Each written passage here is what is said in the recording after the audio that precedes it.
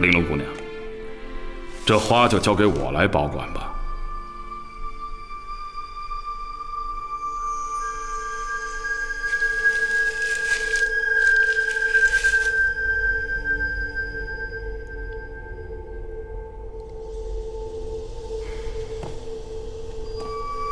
我觉得这花放在这里就可以了。太子看见它，就像看见你。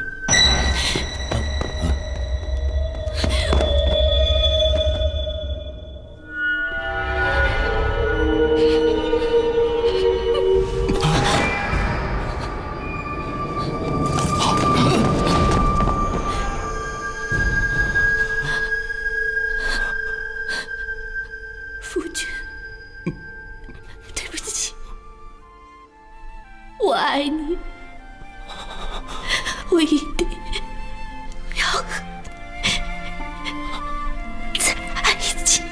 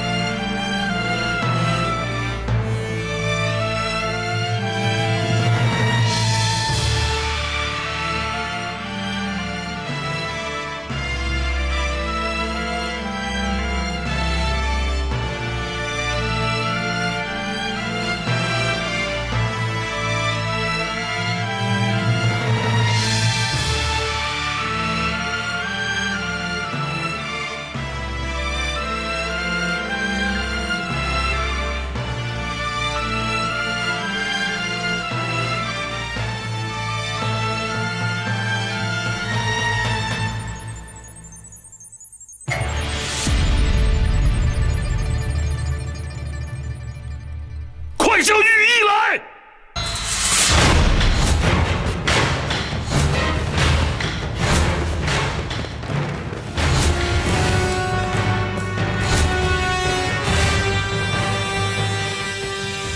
怎么会是这样？都被他给搞糊涂了。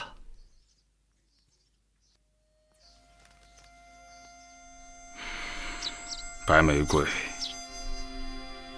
只是个幌子，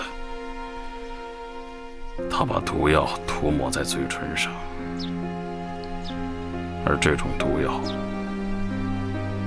见血封喉。怎么会是这样？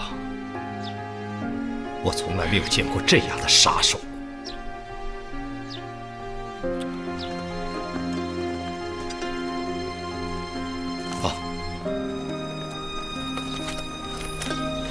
狄大人，怎么样？不好意思，我们也无能为力啊。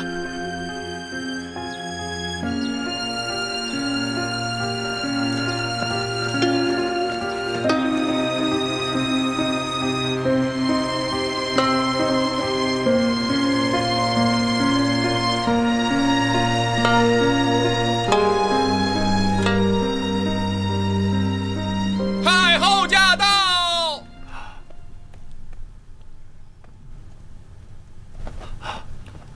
臣叩见太后。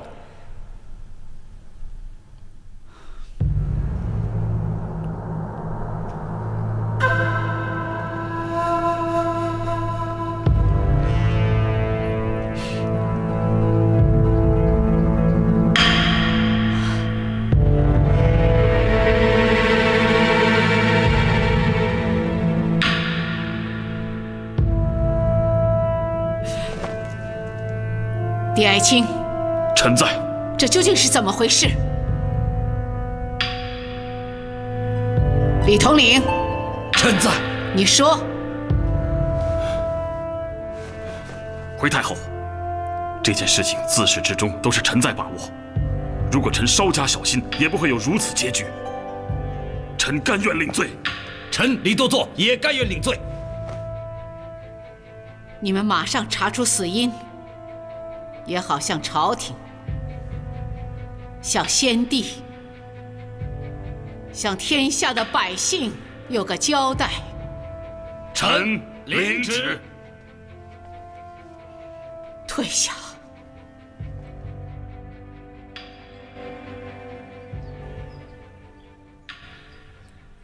狄爱卿，臣在。贤儿的后事，你帮哀家出个主意。他虽然触犯了国法，可毕竟是哀家的儿子，即使入不了祖坟，也要将他妥善的安葬。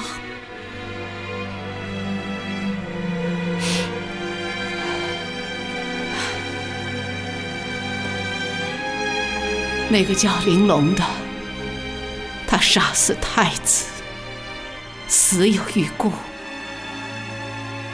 然而念他与贤儿有些缘分，又能以身殉夫，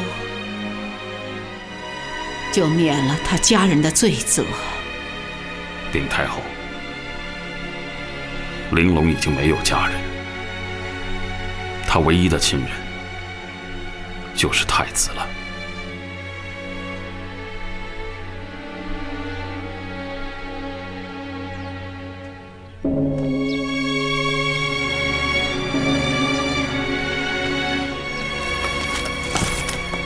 大人，太后怎么样了？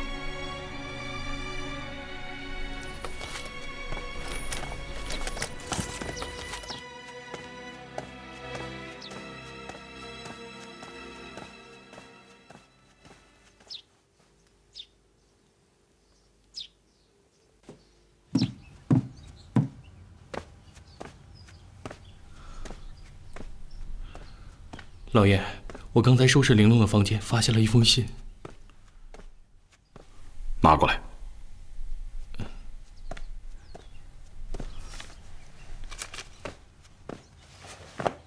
老爷，玲珑此去见夫君，料不会生还。能与自己最心爱的人死在一处，是玲珑的荣幸。打扰老爷这么久，多谢老爷了。希望老爷不要恨玲珑，您就当成全了一桩美好的婚姻。玲珑将死，死而无憾。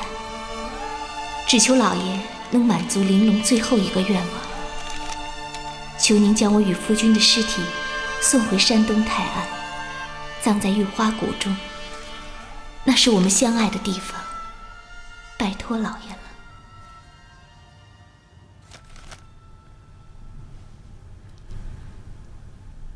想不到这个女子如此的痴情和刚烈。你们以为此事该怎么办呢？啊？启禀太后，既然太子不能入皇家祖坟，不如我们就成全了他们的这份情谊。直臣听说泰安山中的玉花谷依山傍水，景色宜人，是一片难得的风水宝地，将太子葬在那里，也算没有委屈他们。狄爱卿，臣在。你怎么看？回太后，臣以为人已经故去了，有再大的罪过也该宽恕，何况这份情谊难得，臣以为应该成全。臣附议。臣附议。臣附议。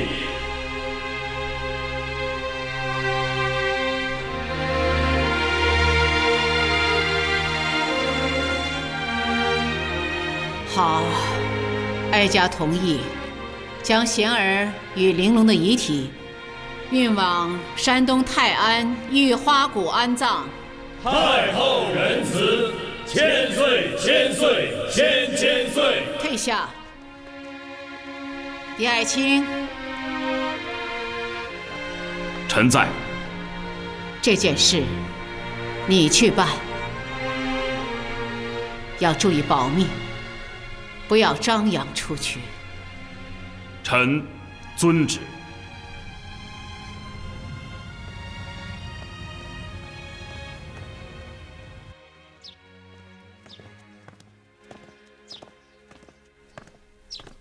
狄大人，擦在女刺客嘴唇上的毒药叫百毒散，这种药无色无味，毒性却十分了得。在一般情况下，药性发作比较慢。道子所居住的草屋，人称是百毒屋，四周围都被那些含有剧毒的植物和生物环绕着，一般人根本就进不去呀。哦，当年越王中毒，险些丧命，他的老师想去求灵道子帮忙，结果他本人也差一点命丧黄泉呐。既然他这么难找到，那百毒散是怎么出事的呢？是啊，我也觉得奇怪啊。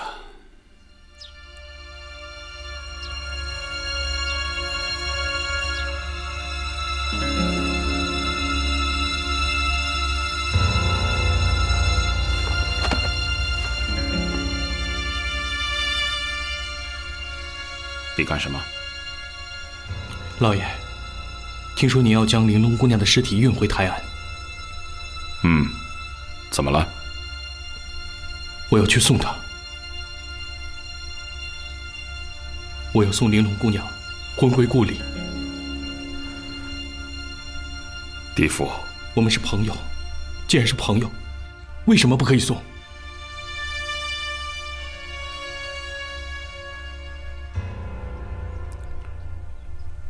可问题是，老爷，您什么都不要说了，答应也好，不答应也好，反正我是要去的。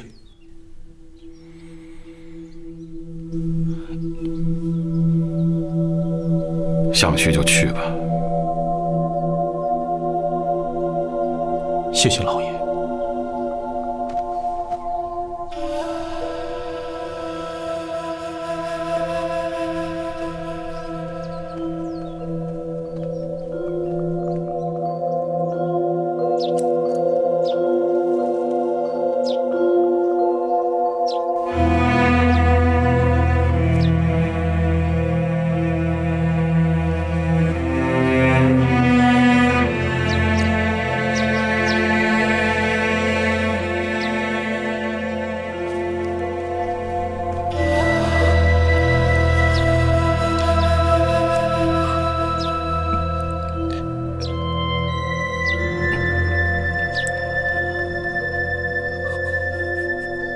地府，你在干什么？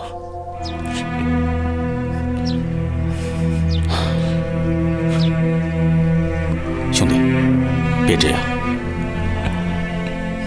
我相信玲珑姑娘更喜欢玉花谷的花，对她来说，那里的花才是最好的。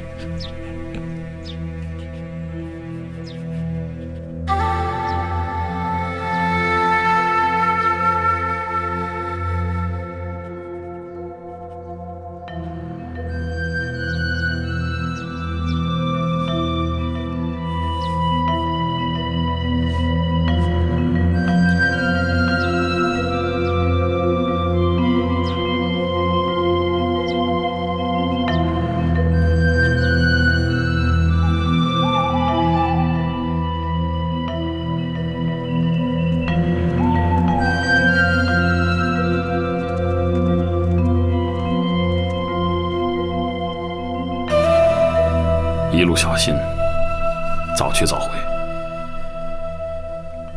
知道了，老爷。记着，千万不要让任何人知道这里面装殓的是谁，以免节外生枝。是。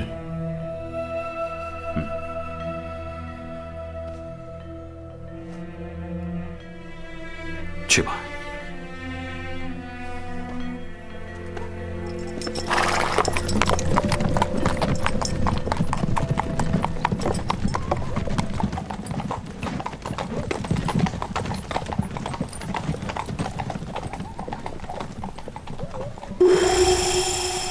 谁？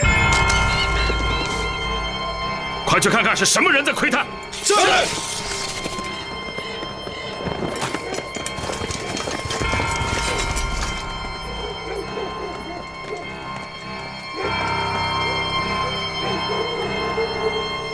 这是哪路的朋友啊？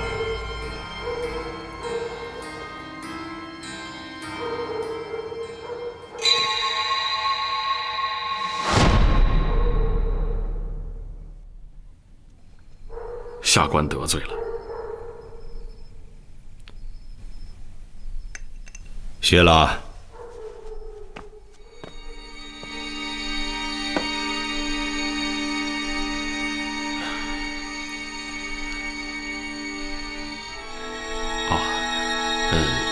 请恕下官失礼。这3更半夜的，您老跑到城外去干什么？老夫是想送送太子。老夫与太子之间，既有君臣之礼，也有师生之情。难道送送太子，这也算过分吗？哦，不过分，不过分，理所应当。其实这种情况，您老完全可以事先交代下官，没有必要这样偷偷摸摸的。恕罪。老夫听这话，不应该出自狄大人之口吧？得罪了。太子是何等人，老夫现在又是何等的境遇。而今朝野上下，所有的官员都怕沾染上什么晦气，人都已经死了，还唯恐躲避不及。可老夫又何必不识时务，自讨没趣呢？老大人，您这是忠义两全。真正自讨没趣的，应该是我狄仁杰。我曾经信誓旦旦地力保太子的生死安危，结果不但食言，居然还将凶手送到了他的面前。都怪我太相信感情了。算了，逝者去矣，再检讨也无济于事了。狄大人，秉心而论，你已经尽力了。可谁又能想到，一个柔弱女子竟然是一个杀手，而杀手的手法又如此的奇特，令人匪夷所思，防不胜防啊！是啊，下官也真是糊涂了。痴情女子，无情杀手，这到底哪一个才是真正的玲珑呢？杀手就是杀手，所谓痴情，只不过是表面现象而已。狄大人，老夫有句话，也许不应该说，但还是想一吐为快。您老请讲。太子已死，可天理不能死；太子已亡，可天理不能亡。老夫希望你秉公断案，查出真凶，给大唐社稷，给天下的百姓，也给你自己一个交代。是，下官一定谨记。老大人，下官乃晚生后辈，才疏学浅，涉世未深，想请您老给下官指点迷津。您觉得究竟谁是真凶？狄大人，谁是真凶，恐怕你比老夫心里更明白。啊，我5年前太子案就不了了之，可5年之后还有人要害太子。哎呦，您老别激动啊！来，老大人，您喝茶。啊。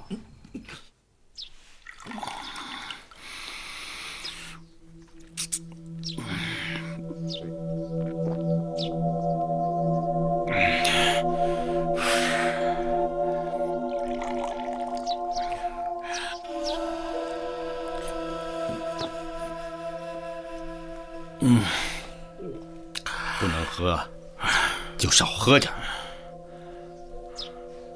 你不心疼你的命，我还心疼我的酒呢。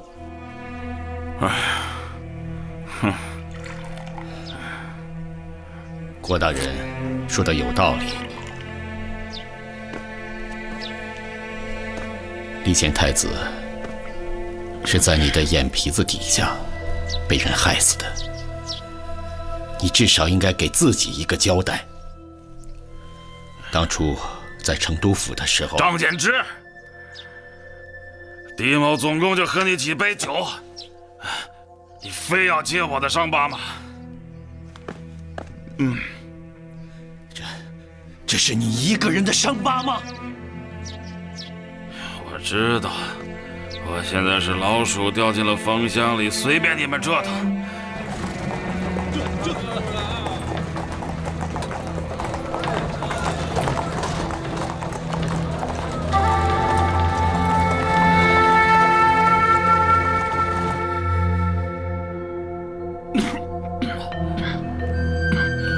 大人，感觉好点了吗？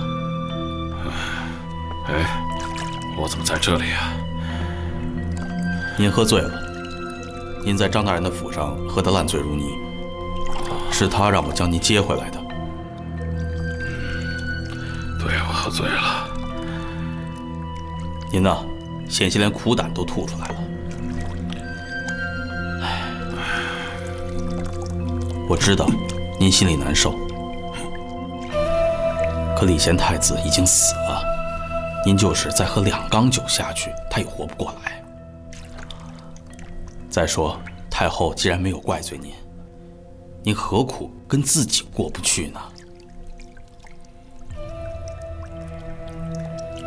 我输了，我狄仁杰活了大半辈子，断案无数，从来没像这次这么失败。大人，你以前不是常说吗？胜败乃兵家常事。可我输的是人命，一个人会有2条命吗？大人，您听我说，我是想去歇着吧。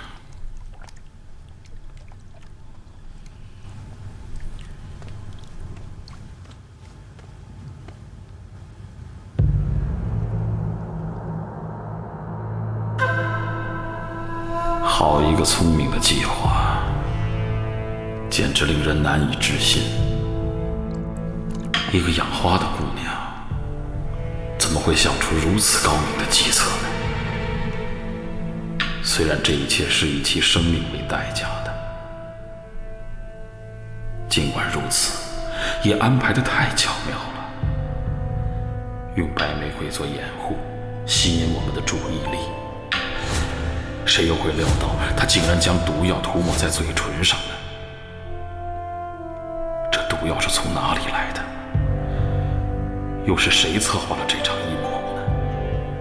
败毒散是被称为天下第一毒的灵道子，用了160种毒药混合炼制而成的。因为很难提炼，所以药量稀少，十分奇缺呀。一个普通的养花姑娘，是怎么得到这种毒药的呢？玲珑自然很难得到，难道是武承嗣？可武承嗣又是从哪里得到的呢？查不出毒药的来源及其与武承嗣的关系，太子遇害的真相就永远无法大白于天下。还有，第2个阿禄，如今又在哪里呢？我必须要找到一根线头，必须要找到。爹，光远，哎，你怎么回来了？是太后准我假，让我回来看看您的。哦，好。哎，你吃饭了没有啊？没有。走，爹给你做饭去啊。好。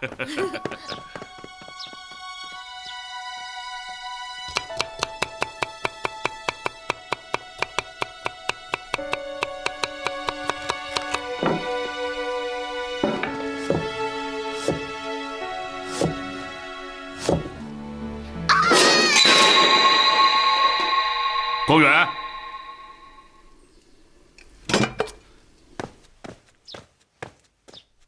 光远，光远，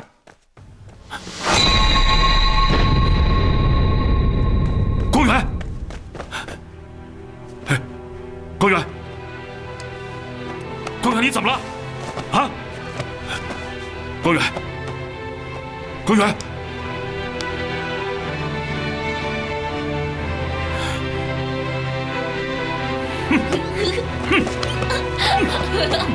啊！爹，你干嘛呀？你干什么你？爹，把您吓着了吧？你干嘛？你想干嘛？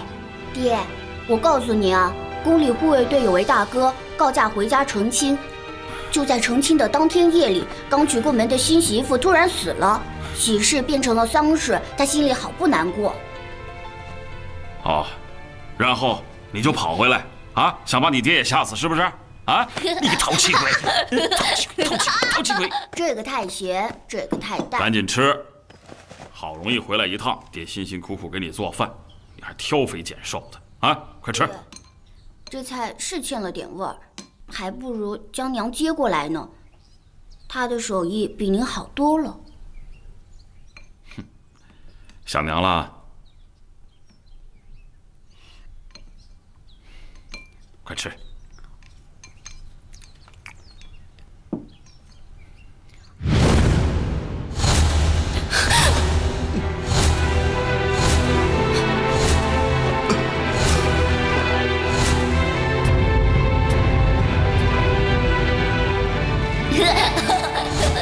徐莫愁，杜郎中，林道子。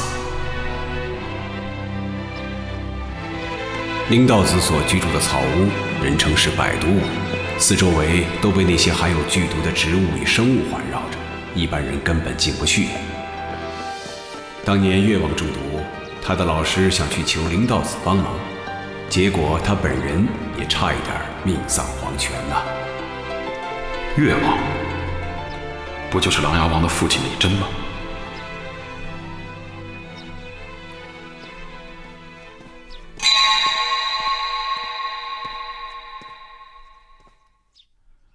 服过百毒散的人，有没有可能不死？这怎么可能啊！百毒散在毒性发作之前是没有任何迹象的，一旦发作，根本就无法救治。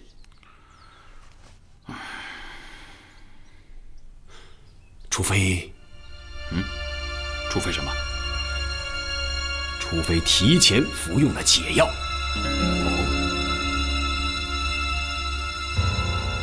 10年前，林道子为了得到我师父一张毒药秘方，就与我师父打赌说，他可以服用了百毒散而不死。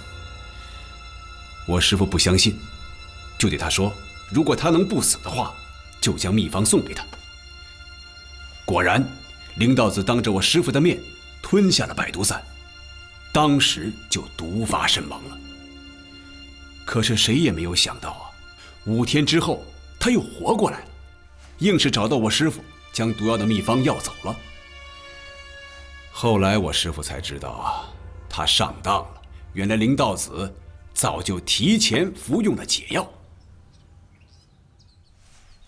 解药？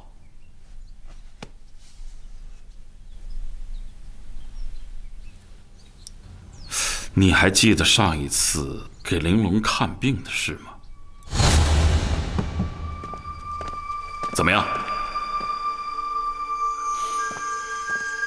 徐姨，在他身上好像有一种毒。倒不是什么要命的毒，而是……对呀，他的脉象与一般人不一样，说不定就是服了百毒散的解药所致啊。那百毒散的解药本身会不会也有毒啊？是药就3分毒，解毒之药本身也存在毒素，如果时间长了不加以控制的话，对身体也是一种危害啊。难道玲珑的昏迷是解药所致？如果服用这种解药，对他的身体伤害会很大呀。可是，我们并没有对玲珑进行任何妥当的诊治啊。那玲珑是怎么控制毒性的呢？这很有可能，解药之中还有解药。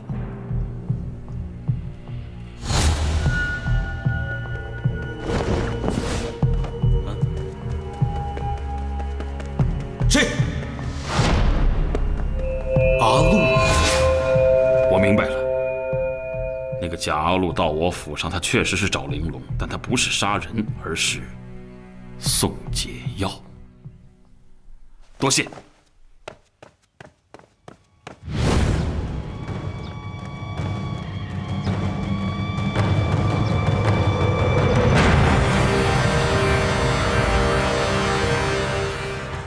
什么？礼贤太子有可能是假死？狄大人，这事儿咱可不能开玩笑啊！哎，先不要急着下结论。要想知道事情的真相，我们就先来回忆一下整个事件发生的经过。如果玲珑和太子是假死，那么就是说，玲珑找丈夫，找到我的府里来，一直到她刺杀礼贤太子，就是一个完整的、极其严密的营救太子的计划。问题是，玲珑她只是一个养花的女子啊，她如何会有那么大的本事呢？她是没这么大的本事，她幕后的主使者可有这么大的本事。谁？我们先不要管他是谁，我告诉你啊，他手下有2个重要的人物，一是泰安知府黄有安，2是厨子阿禄。这2个人都是武承嗣的走狗。武承嗣？不可能吧？是啊，这听起来的确是令人匪夷所思。武承嗣救了太子，哼哼，我都被自己这个结论吓了一大跳啊！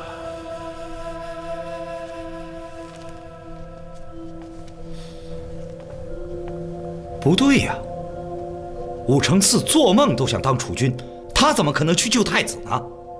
哼，是，连我自己都不敢相信啊。这样推断呢，倒是让我想到了一个人。你们来看看这张图啊。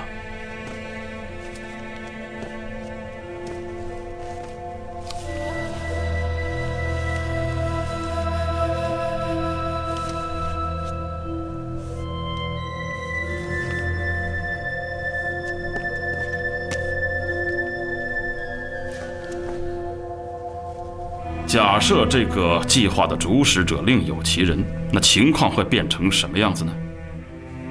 武承嗣可能仍旧是刺杀太子的主谋，但是螳螂捕蝉，黄雀在后，只不过他被这位高明的主使者给利用了。黄有安，他脚踏2只船。你说的非常对。如果我的设想能够成立，那么不仅黄有安，连玲珑在内，那都是身在曹营，心在汉。黄有安这样做的目的，就是将玲珑推荐给武承嗣。而武承嗣，当他知道了玲珑和太子之间的关系，他又急于杀太子，于是他就把玲珑当成了最大的赌注。玲珑姑娘与太子的感情深厚啊，武承嗣又怎么会相信她能为自己杀太子？哎，你问得好。能由爱转成恨，这里面少不了一个精妙绝伦的故事啊。什么故事能有如此巨大的力量？如果想做文章的话，你们想想，对于玲珑来说，有比狮子更重要的吗？大人，我还是不太明白。事情啊，完全有可能是这样。黄知府，玲珑很喜欢李贤，怎么可能帮我去杀心爱的人呢？大人，这就要看我们如何操作了。你什么意思？要让玲珑恨李贤，并不是一件很难的事情。玲珑姑娘非常在意她的儿子，只要我们在她的儿子身上做足了文章，就不怕她不答应。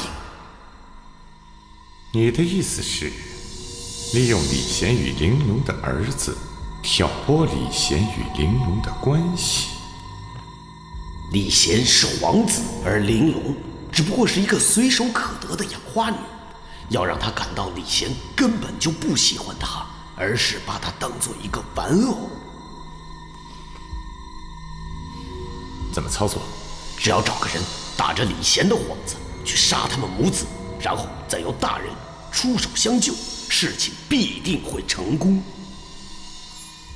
玲珑会相信吗？再说，李贤被软禁在成都府，他现在是倒霉落魄之人，怎么会派人去杀玲珑母子呢？吴大人，下官已经说了，玲珑只不过是一个养花女，她又没见过什么世面，根本就不懂什么软禁不软禁的。这种女子，她最容易相信人，也最容易被人蒙骗呢。黄有安交给武承嗣诱骗玲珑的手段，恰恰就是他自己欺骗武承嗣的手段。而急于置太子于死地的武承嗣，恰恰就采用了这个手段。玲珑呢，也就顺水推舟，变武承嗣为自己的恩人，变李贤太子为自己的仇人。这之后的一切就水到渠成了。可是有一点我还不明白，武承嗣怎么敢派玲珑到您府上？他应该知道您绝不会轻易相信任何人的。这正是我们武大人的聪明之处。他知道我们在寻找太子妃，于是便派出阿禄用调包计劫走太子妃，再把太子妃送到了玲珑那里，由玲珑出面来找我，无意之中交代出太子妃的下落，这样就得到了我的信任。玲珑今天来找狄大人，是想让狄大人帮我找一个人。别人告诉我说，有什么危险，有什么困难，都可以来找狄大人。你想找什么人呢？我想找的那个人，他叫阿禄。他这么说，无非是要表明，劫走太子妃的是阿禄。可武承嗣有什么必要这样陷害自己呢？所以我几乎可以肯定，一定是另有主使，驱使玲珑这样做的。所以您就去泰安府调查了？我去泰安府还想证实一个一直以来的疑问。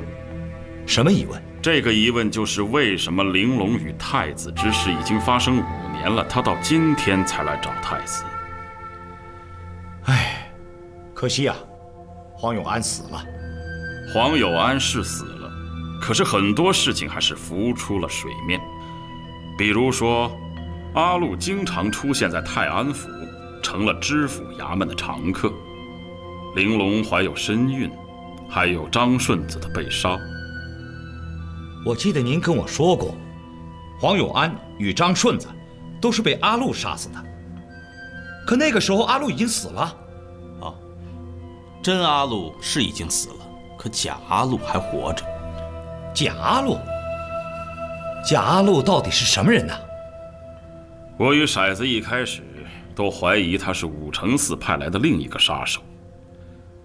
特别是在黄有安、张顺子被杀之后，这种感觉尤为强烈。可是现在看来，他根本就不是杀人之人，而是救人之人。他为什么要杀黄有安呢？这也是我想知道的。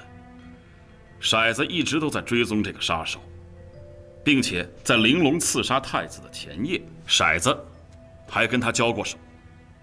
骰子认出他曾经在成都救太子的事件中出现过。我开始有一点不明白，为什么太子的朋友要为武承嗣做掩护呢？现在一切都顺理成章了，因为武承嗣的杀人计划恰恰是这位神秘主使的救人计划。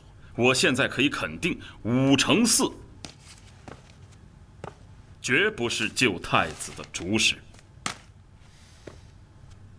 可是，太子与玲珑是同时服毒自尽的，这是我们在场都亲见的事实啊！难道毒药还有假的吗？毒药是真的，但是他们提前都服下了解药。我问过徐莫愁，百毒散虽为天下奇毒，但它毕竟还是有解药的。不，这太不可能了。当时我们都在场，他们哪有时间提前服下解药？你们还记不记得，第一个刺客闯宫的时候，窗户上那个窟窿？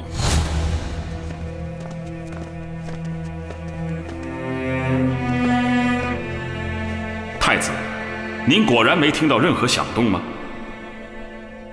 没有，就是窗户上这个窟窿。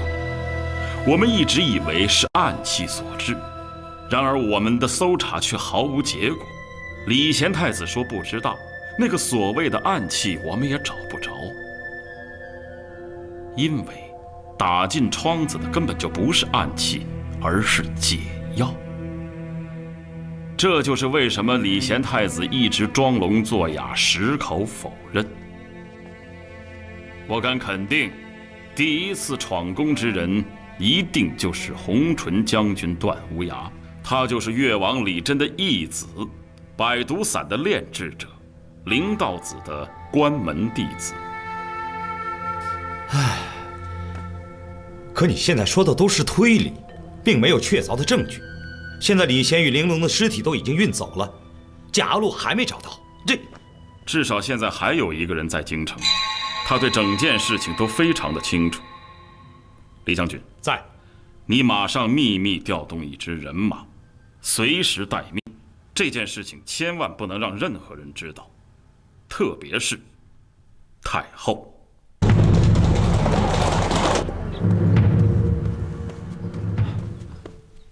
老爷，狄大人求见。他来干什么？告诉他我没空。是。老大人。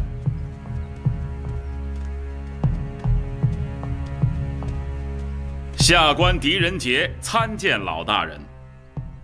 你下去。是。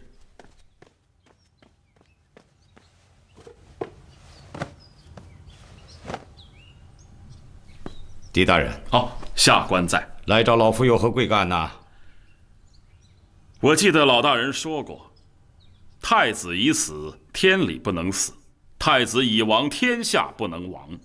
希望我狄仁杰秉公断案，查出真凶，给大唐天下祖宗社稷，也给我自己一个交代。我想现在是交代的时候了。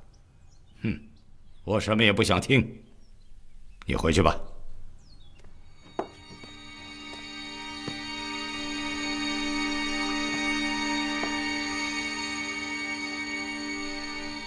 老大人不想在这儿说，那就一起进宫去说。你到底要说什么？红唇将军段无涯现在何处？我与他素无交往，根本就没有任何关系。有关系，而且关系大得很。红唇将军段无涯出现在洛阳城的目的，就是救太子。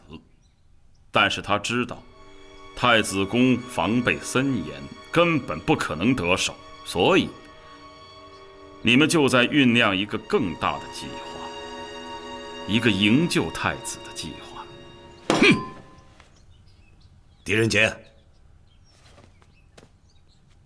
你简直是疯了！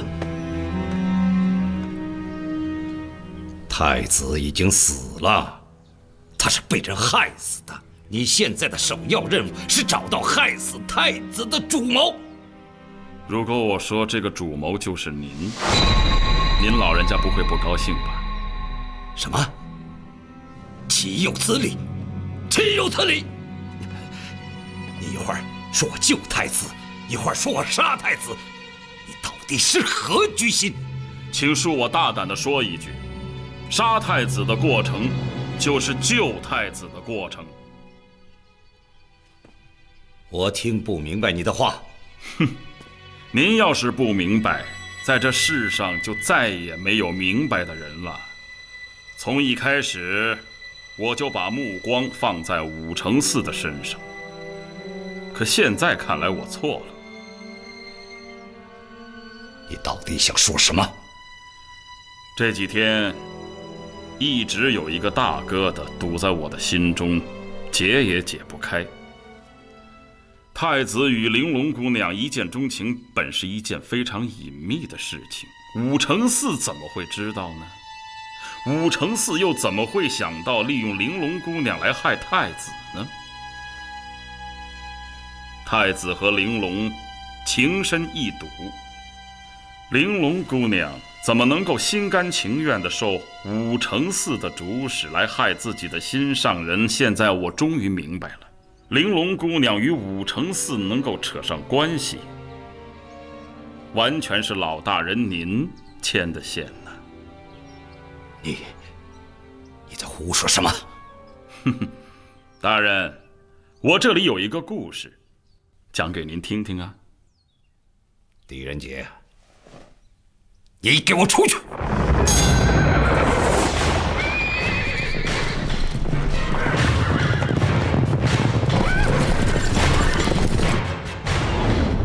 玲珑能得到皇知府的关照，是老大人您安排的吧？就算你知道了又能怎么样呢？玲珑已经是太子的人了，我身为老师与臣子，难道就不能帮帮他吗？可以，当然可以。换作是我也会这么做的。只是可惜当年呢，事情并非如你们想象的那么顺利。本来您一直想帮太子洗清被冤枉的真相，还他一个清白，只可惜使命还未完成，先皇就驾崩了。先皇驾崩使得这件事情即使被查清，也无济于事啊。这与玲珑有什么关系？是啊，这与玲珑有什么关系呢？玲珑千不该万不该，她不该与本案最重要的当事人有了密不可分的关系。可惜她何等的单纯，何等的痴情啊！我呀，马上就要嫁人了，哪还顾得上养花呢？嫁人？你嫁给谁啊？当然是嫁给我男人了。你有男人了？黄大人说了，这件事情要保密，对谁都不能讲。我与你相离，才告诉你的。那你男人在哪儿？我也不知道。你男人在哪儿你都不知道？黄大人说，我男人他有重要的事情要做，他去了很远的地方，过段时间就会回来的。你们当初一定以为为太子洗冤不是一件很麻烦的事情，因此随口哄骗玲珑说她的丈夫出了趟远门。没想到先皇的驾崩使为太子洗冤变得遥遥无期，甚至根本就没有希望了。终于玲珑没有耐心了，她应该找过您，对吧？找我？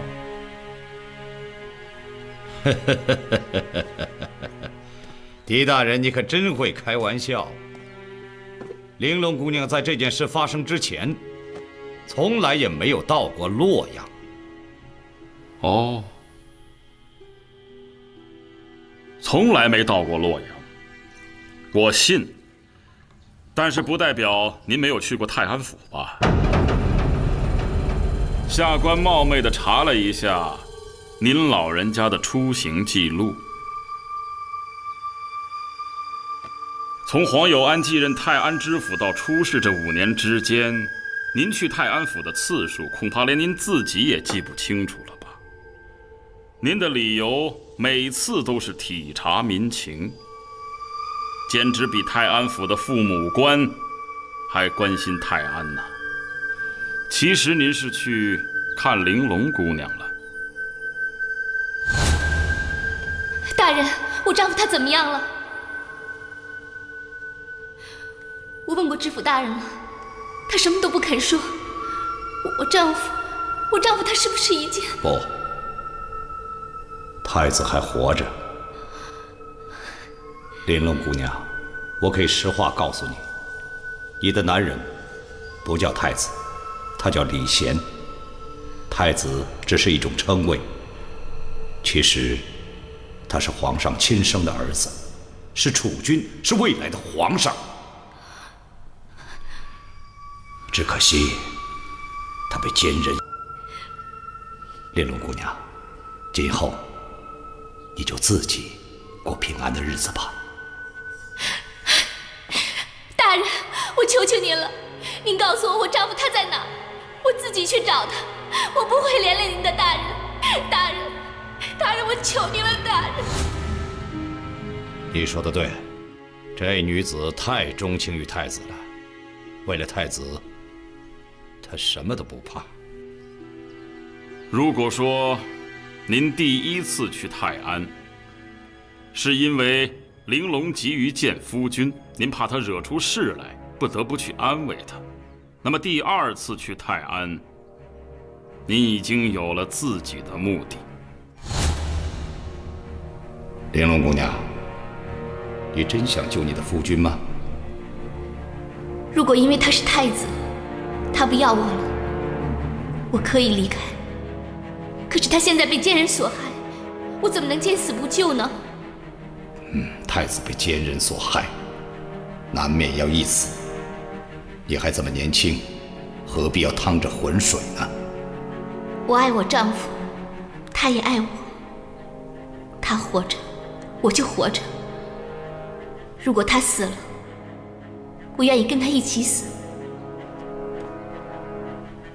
玲珑姑娘的贞烈之心令老夫佩服。大人，请您成全我这份感情。你真想救她？我一定要救她。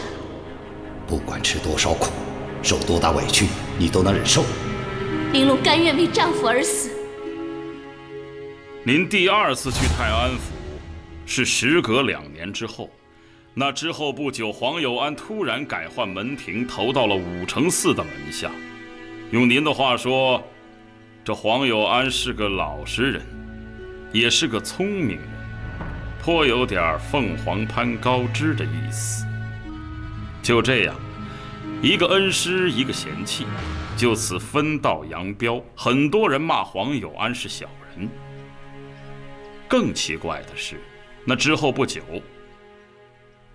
玲珑便从感恩堂里悄悄地消失了。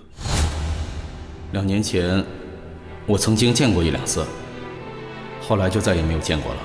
有人说，有更大的官看上他，把他接走了。什么时候接走的？不知道。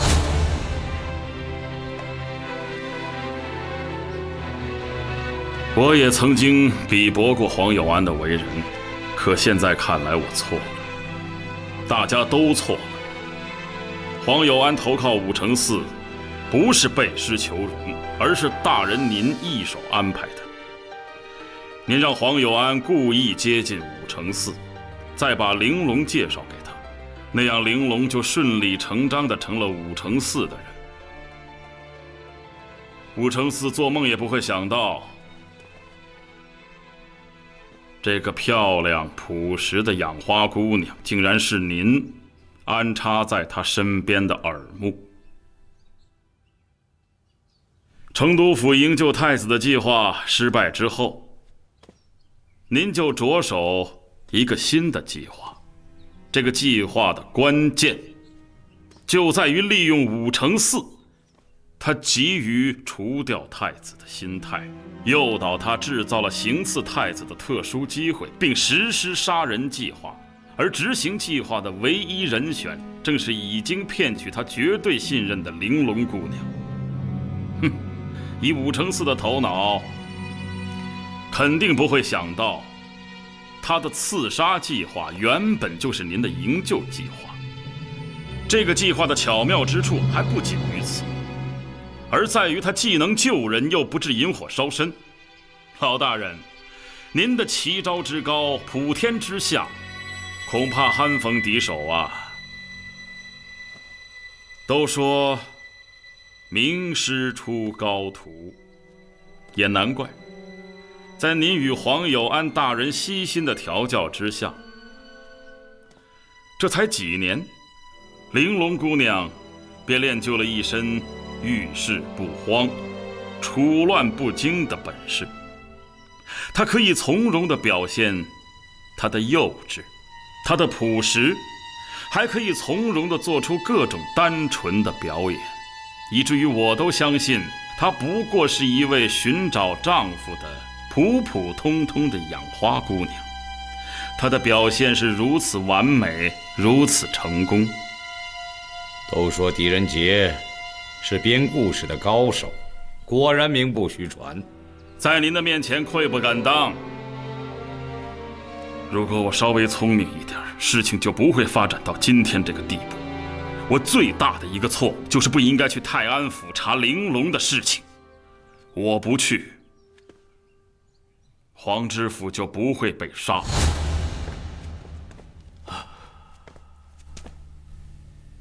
黄大人，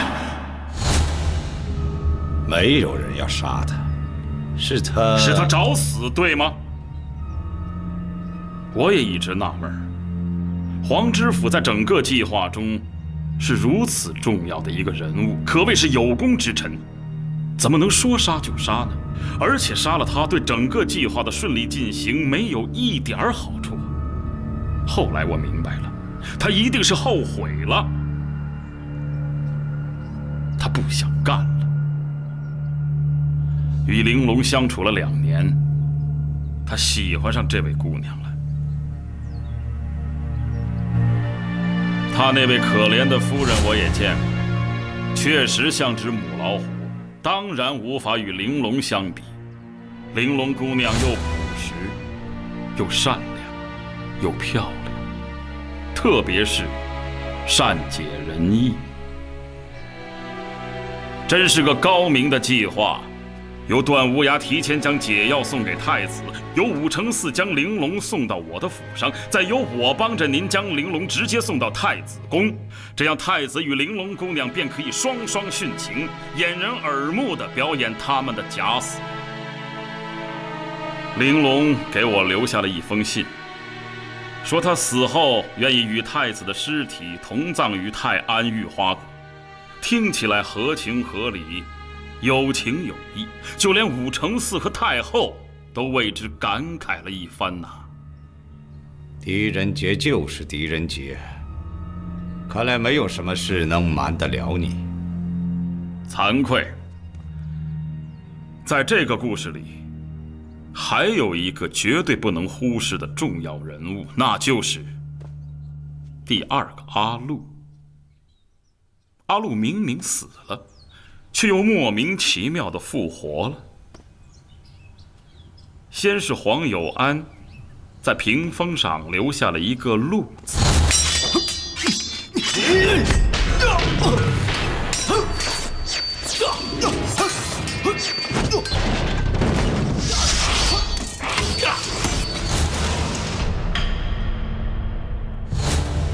再就是这位老兄易容术之高超，特别是在晚上，没有人能认得出来。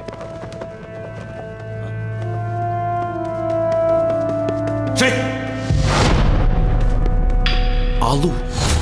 再加上杀害黄有安的手法，使我不得不相信阿禄是真的复活了。可这里面有一个问题，就是他可以去迷惑骰子和任何人，唯独不该做的就是去找黄有安，因为此二人共同参与您的计划，彼此相熟，没有必要易容掩饰。那么黄知府在屏风上留下的这个禄字，他究竟是谁呢？肯定不是鬼魂，而是另有其人。这个禄字不是阿禄，而是郭大人您府上的管家李禄。这第二个阿禄就是李禄。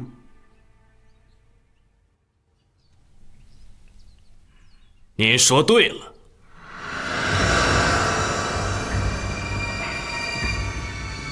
李大管家竟然还是一位深藏不露的高手，把厨子阿禄扮演得惟妙惟肖，令人叹为观止啊！狄大人现在才知道，是不是有点晚了？哦，你很快就可以见到黄有安与那个厨子阿禄了。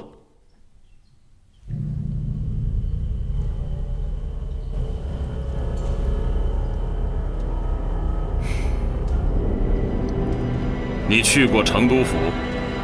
不错，成都府我去过，泰安府我也去过。对，成都府是你们挟持太子的第一个计划，但你们害怕这个计划不成，所以预先设置了第二个计划。狡兔三窟，未雨绸缪，了不起啊！狄大人，您将会死在这种飞镖下。这是阿禄所使用的飞镖，我不过是照着做了几只。我完全可以将您的尸体扔到大街上去，因为包括骰子在内的许多人都认识这飞镖是阿禄的，他们会认为您是被动手。你们都不要动手。狄大人，既然你什么都知道了，那你打算如何处置？您说。我希望你网开一面，还太子以自由之身。就是说让我做您的同谋。只要狄大人不声张，这件事不会有任何人知道。这个世上没有永恒的秘密。用不了那么久，我只需要5天。5天之后，就会有人将太子送到一个任何人都找不到的地方。这之后呢？之后你们就可以公开竖起拥立新主的大旗，与朝廷为敌。今日的朝廷已经不是礼堂了。今日皇位上坐的可是太子的兄弟，他就是个傀儡，是武则天的附庸品。你们真的这么想打仗吗？眼睁睁地看着一片大好河山被拆得七零八落，你想没想过后果是什么？想过，不是鱼死，就是网破。鱼死也好，网破也好，结果只有一个，受害的是谁？是百姓啊！百姓要的是安宁，不是战乱。要想还政于礼堂，就要付出代价。一定要以百姓的痛苦作为代价吗？古往今来都是如此。老大人，不要再说了。狄仁杰，你要想告发老夫，我现在就可以跟你走。可你不要毁了太子，毁了大唐数十载的基业。你不要忘了，你也是大唐的臣子。大唐臣子？你们拿我当大唐臣子了吗？在整个的阴谋中，我狄仁杰是你们的第一个牺牲品。如果太子被救的消息真相大白，第一个要坐大牢的就是我狄仁杰呀！你害怕了？我是害怕了。我狄仁杰死不足惜，可你们现在要害的是普天下多少无辜的苍生。狄仁杰，我记得你说过，你会用生命保护太子。我希望你是个说话算数的人。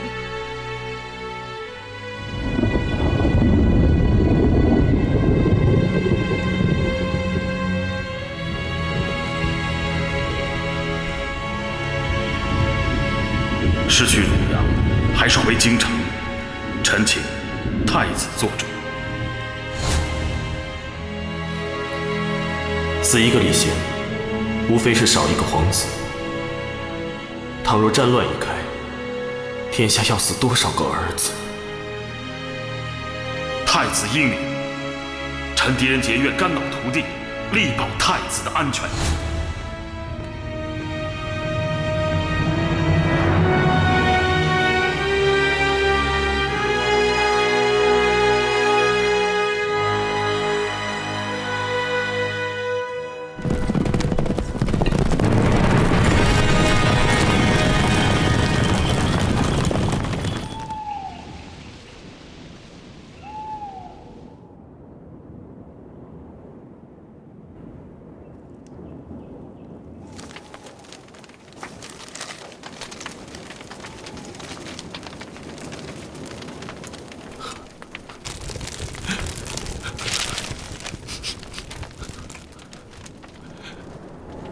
玲珑姑娘，你睡了吗？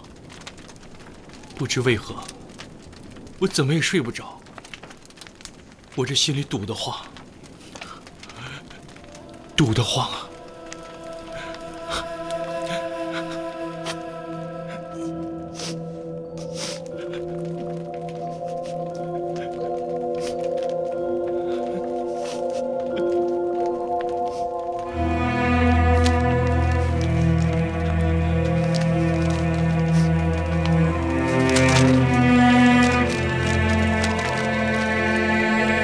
玲珑姑娘，按理说，我实在是不该在您与太子的灵柩前说这样的话，可我忍不住，我是真的很喜欢你啊！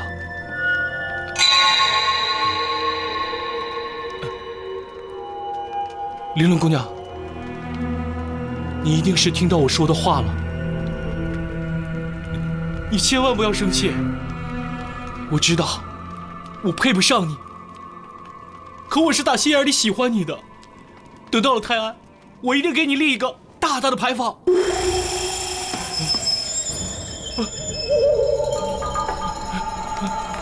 鬼，鬼，鬼啊！鬼，鬼，鬼啊！有鬼！有鬼！快来人！有鬼啊！有鬼！有鬼！鬼！真的？真是见鬼了！兄弟们，咱们杀了他！上！等等！不要杀他！不要杀他！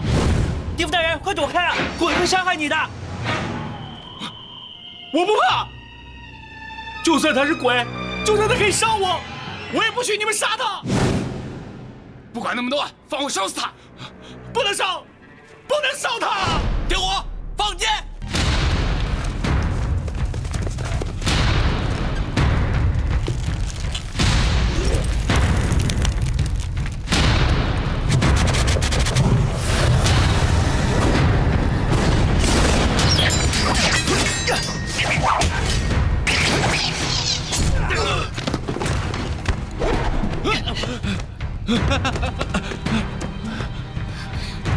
你拉着马车先走，我来对付他们。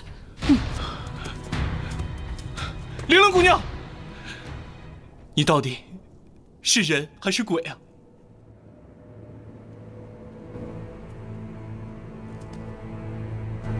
玲珑姑娘，你还活着？这是真的吗？还是梦？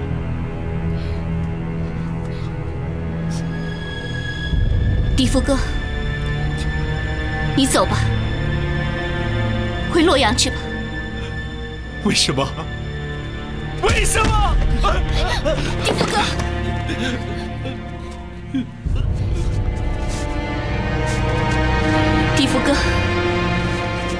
你回去吧，不要来找我了。玲珑！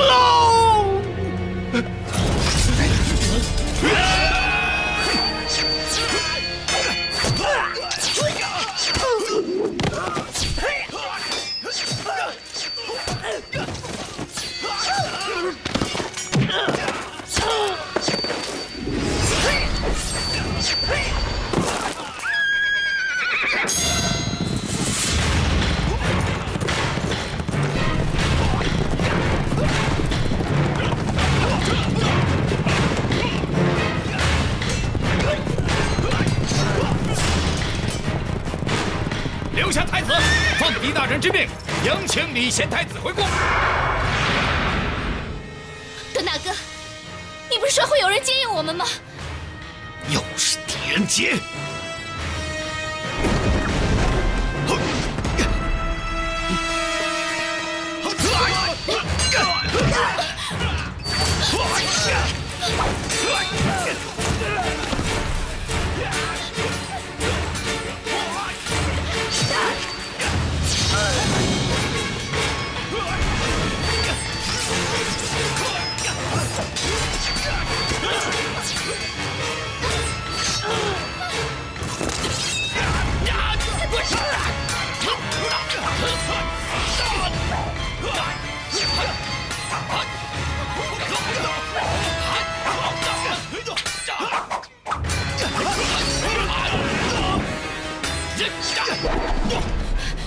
将军，你们快走！玲珑，走！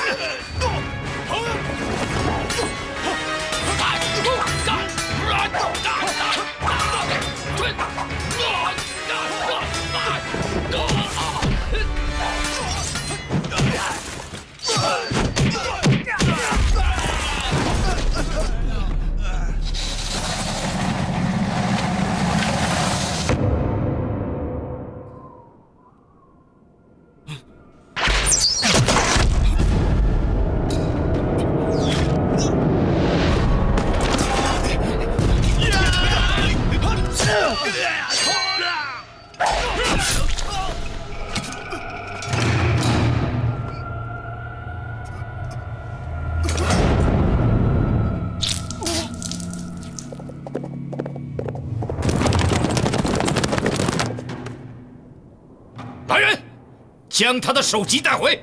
是。李将军住手！好。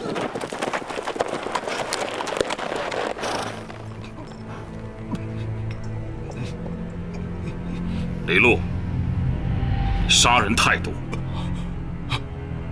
这对于你来说恐怕是最好的结局了。